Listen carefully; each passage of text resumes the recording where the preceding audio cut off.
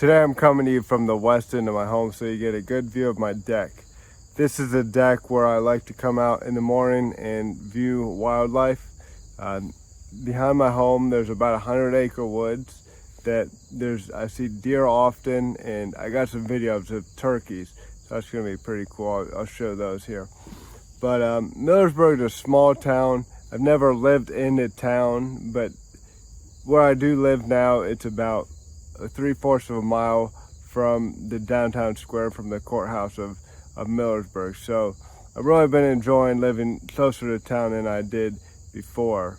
But I wanted to share how living alone with cerebral palsy is and how I like it and what's difficult about it. So as far as having cerebral palsy and a disability, maneuverability, it hasn't been too difficult to live alone, and I thought the challenges would be more challenging than they've been so far. Obviously, it can be lonely that I'm not married and, I do live alone, but, that's something you come to terms with, and, you just got to get out and do things to get to know people. And, I moved an hour and a half away. I don't really know anybody in the community. I've met some neighbors and that sort of thing, but it is harder to get out, when you have cerebral palsy. It's difficult to play sports, but there's things that I've found that I have gotten to get to know people, and that's a good thing, and that's really important. So Ohio has Lake Erie in the north, and as you get further south, they get less snow in the winter. So Millersburg gets on an average of 26 inches of snow a year, and Salem, where I lived before, got 41 inches.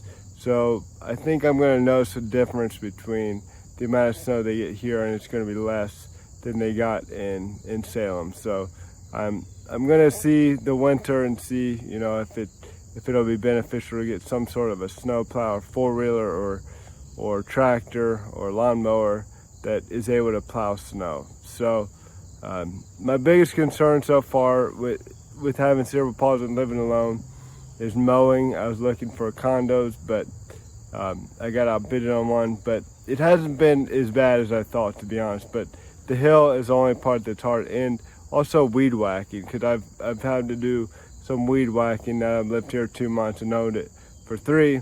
I've had to do weed whacking, so that can be a challenge as well. But I used to cut and sell firewood, so it's actually not even anywhere near as hard physically as cutting and selling firewood. But anyways, just wanted to give you an update, and hope you enjoyed the video. Thanks for watching.